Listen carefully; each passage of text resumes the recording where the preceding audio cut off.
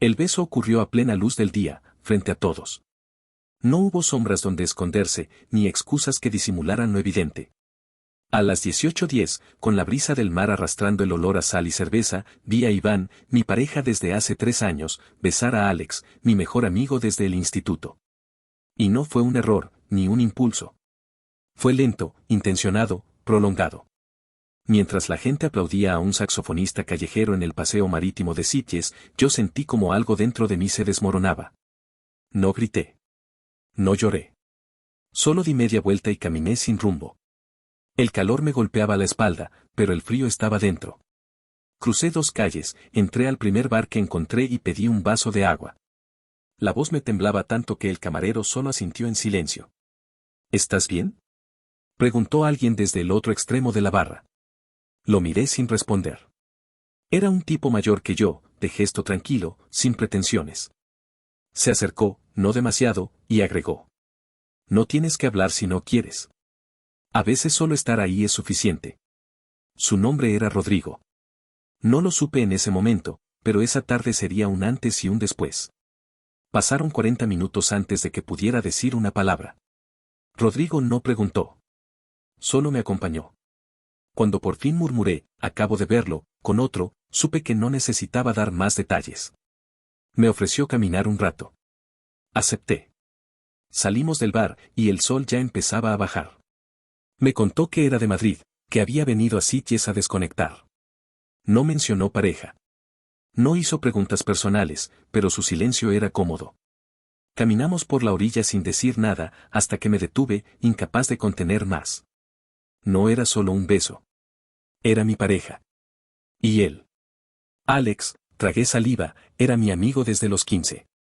Rodrigo no respondió con clichés.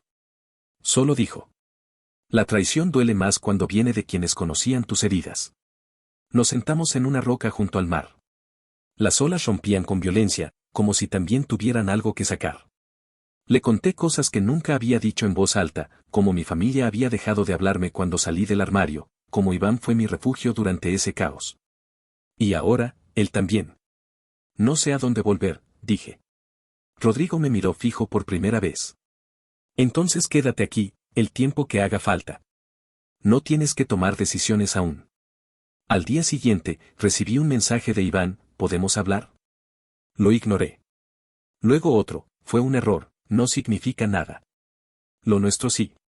Ese error duró 14 segundos y una caricia en la espalda. Lo vi todo. Rodrigo me invitó a desayunar. Dijo que no le gustaban los silencios incómodos, pero que conmigo no lo sentía así. Caminamos por el casco antiguo, y por primera vez en días, reí. No mucho, pero fue real. ¿Te vas a quedar más tiempo?, me preguntó sin presión. No lo sé. ¿Tú? Tampoco. Esa noche, Iván apareció en el bar donde estábamos. Me buscó con la mirada. Lo ignoré. Se acercó de todos modos. Quise desaparecer. Mateo, por favor, solo un minuto, rogó. Rodrigo se levantó sin decir palabra y me dejó solo con él. Lo odié por eso. Pero luego entendí que fue un acto de respeto. Dejarme decidir. No sé qué esperas de mí, le dije a Iván. Una segunda oportunidad. Te amo. Fue solo una confusión. ¿Con mi mejor amigo? Él me dijo que tú ya no sentías lo mismo. Que solo eras amable por lástima. Me confundí. Y decidiste besarlo en público, solté. Luego, bajé la voz: ¿quién más lo sabía? Calló. Y ese silencio dijo más que 1000 disculpas. Me fui sin mirar atrás. Rodrigo me esperaba fuera, apoyado en una farola. ¿Estás bien? No. Pero al menos estoy claro. Él sonrió apenas. Y sin decir más, me ofreció su mano. La tomé. Pasaron 2 días desde aquel encuentro con Iván. No volví a responderle. Ni a él, ni a Alex, que también intentó escribirme: no fue planeado, Mateo. Fue un error de los dos. Perdóname. Nada de eso importaba. Las palabras no borran la imagen. La traición no se olvida con excusas. Rodrigo no preguntaba, pero sabía cuándo estar. Me acompañaba a caminar por la playa al amanecer. Me enseñó una calita donde casi nadie iba. Allí, en silencio, me sentí menos roto. No entero, pero menos solo. Una mañana, mientras tomábamos café en un banco frente al mar, me preguntó: ¿qué fue lo más difícil para ti? ¿Salir del armario o que te dejaran solo después? La pregunta me atravesó. Respiré hondo antes de responder. Que me dejaran solo. Cuando salí, pensaba que con el tiempo todo mejoraría. Pero mi madre me pidió que no dijera nada frente a los niños. Mi padre se limitó a preguntar si aún podía revertirse. Y mi hermana, ella simplemente se fue alejando. Lo peor fue el silencio. Que pasaran meses sin una llamada, sin un mensaje. Como si yo fuera algo incómodo de ocultar. Rodrigo apretó la mandíbula. No por lástima. Lo vi en sus ojos, entendía. Mi ex me hizo sentir que debía agradecerle por aguantar que yo fuera quien soy, dijo. Me decía que si no fuera tan visible, nadie tendría problemas. Me culpó cuando lo echaron del trabajo por un comentario homófobo en redes. Me hizo dudar de mí mismo. ¿Y por qué no lo mandaste a la mierda antes? Porque creí que yo tenía la culpa. Que si bajaba la cabeza, todo se calmaría. Nos miramos. No hacía falta decir más. Éramos dos hombres intentando recoger los pedazos que otros habían roto. Esa noche, mientras cenábamos en un sitio pequeño lejos del centro, Rodrigo me tocó la mano, suave, sin intención más allá del gesto. Nadie nos miró raro. Nadie dijo nada. Pero yo me tensé igual. Aún te da miedo, dijo, sin reproche. No es miedo, mentí. Es costumbre. De estar alerta. De medir gestos. Asentí. A veces me olvido de que no todo el mundo quiere hacer daño, añadí. Ni todo el mundo quiere esconderse, dijo él. El día siguiente fue extraño desde temprano. Noté los susurros de dos chicos en la playa. Uno me señaló. Pensé que era paranoia, hasta que uno se acercó. ¿Eres tú? ¿Mateo García? Sí, por. ¿Este video es real? Me mostró su móvil. No hizo falta verlo completo. Era yo, en la terraza del apartamento con Iván. Grabado meses atrás, sin mi consentimiento. Me temblaron las manos. ¿Quién lo subió? Iván lo compartió en un grupo. Alguien lo filtró. Me alejé sin responder. Corrí. Literalmente. Hasta no sentir las piernas. Me encerré en el hostal donde dormía y apagué el móvil. La respiración me fallaba. El pecho me dolía. Rodrigo apareció horas después. No preguntó cómo supo. Solo entró, se sentó frente a mí y dijo: esto no es tu culpa. No has hecho nada malo. Pero me expusieron. Me mostraron sin permiso. Ahora todo el mundo ve a alguien valiente que aún está aquí. No te escondas. Es lo que ellos quieren. No puedo salir. No ahora. Rodrigo asintió. Se levantó. Por un segundo pensé que se iría. Pero solo fue a la puerta, la abrió y dijo: entonces me quedo aquí. Hasta que puedas.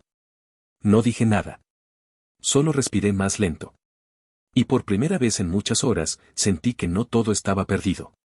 Al día siguiente, Sitges era otro lugar. El video se había difundido. No viral, pero lo suficiente como para que media playa supiera mi nombre. Algunos me miraban con incomodidad. Otros con curiosidad. Pero lo peor fue leer el mensaje de mi hermana. Papá ya lo vio. Mamá está llorando. Por favor, deja de hacer sufrir a la familia. No respondí. No podía.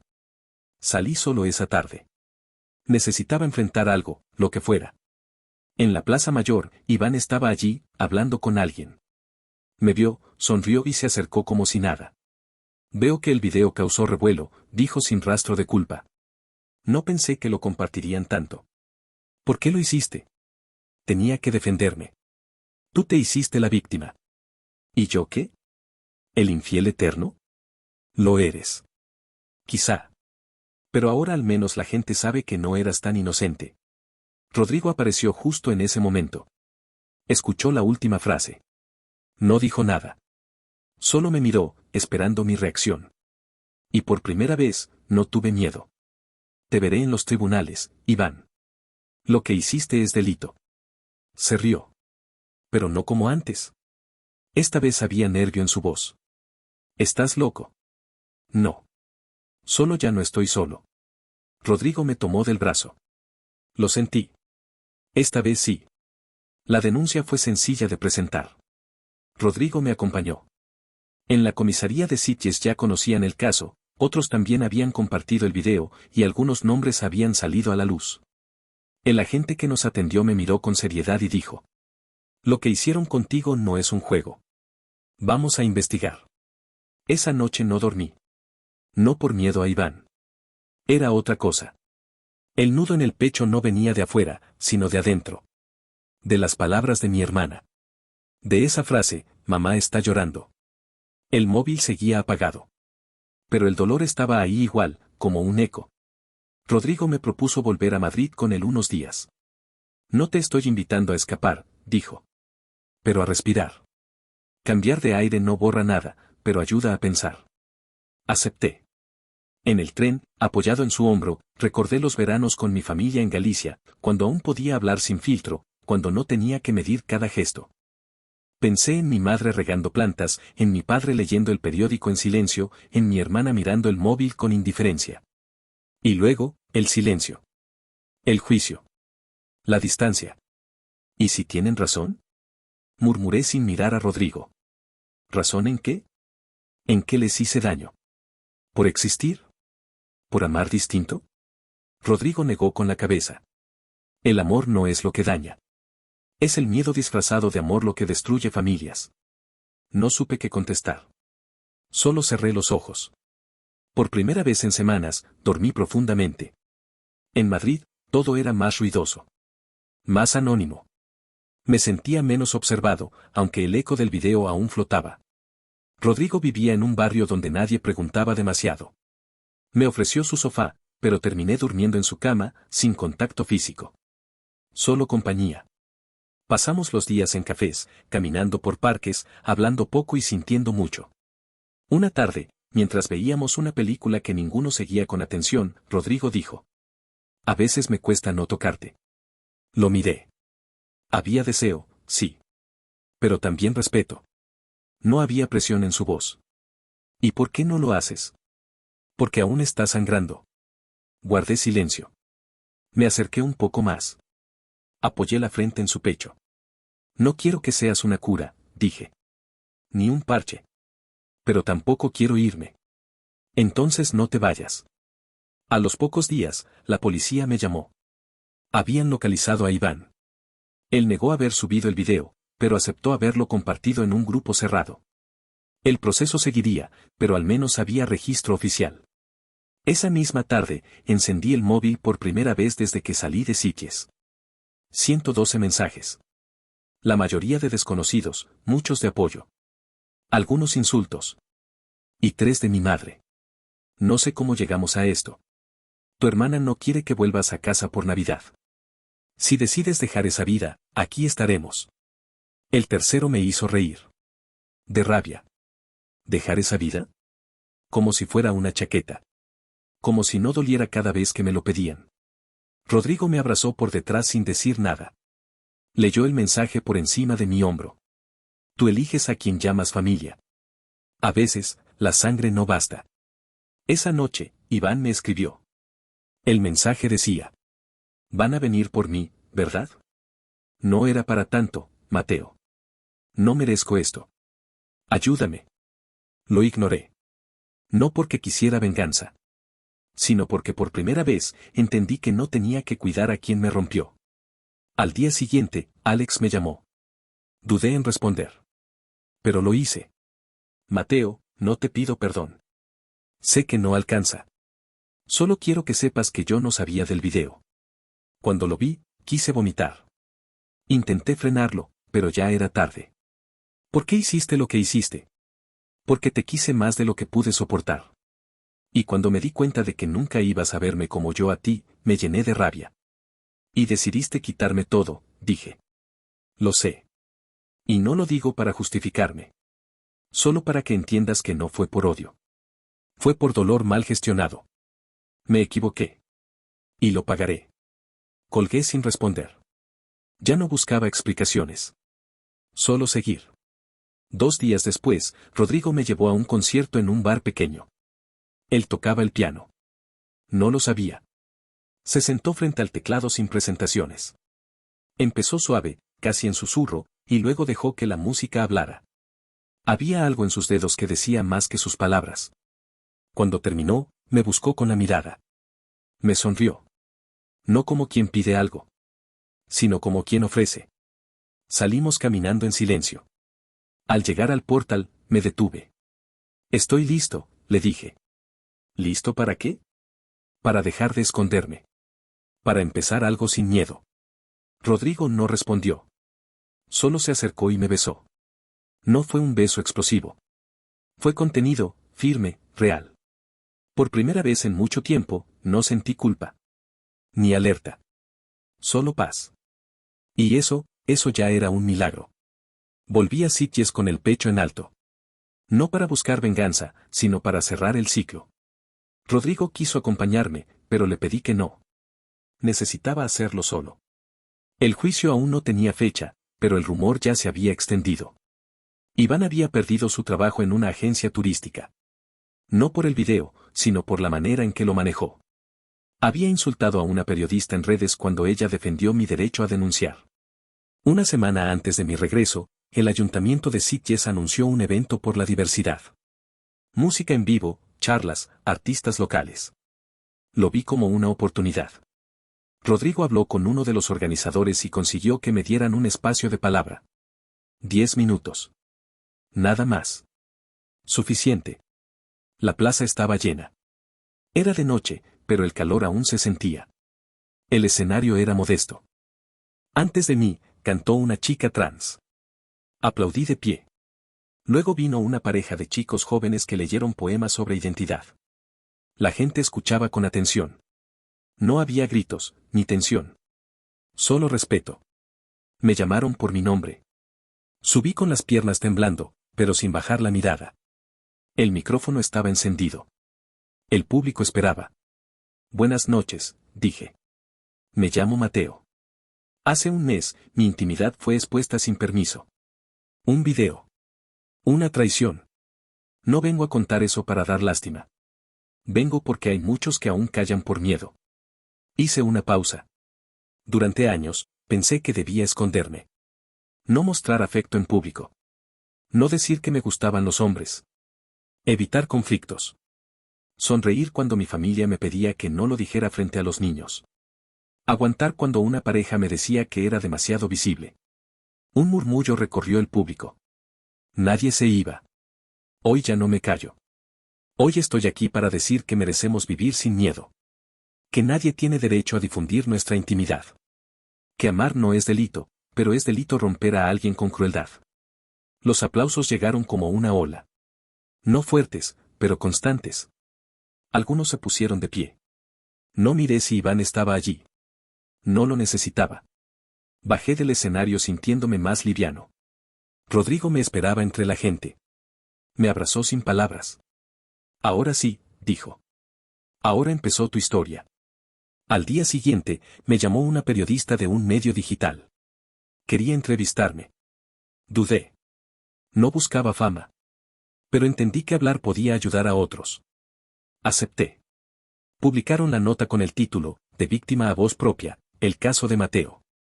El artículo se compartió cientos de veces. Llegaron mensajes de todo el país.